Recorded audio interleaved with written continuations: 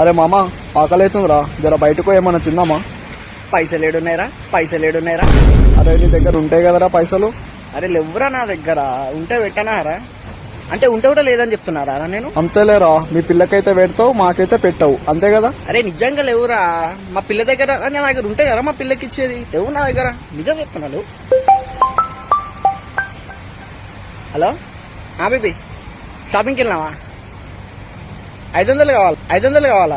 500 ఏం సరిపోతాయి, 1000 రూపాయలు కొడతా సరేనా? Okay baby. ఏది గూగుల్ పేనా ఫోన్ పేనా? నేను మళ్ళీ అంటే మా అమ్మ అది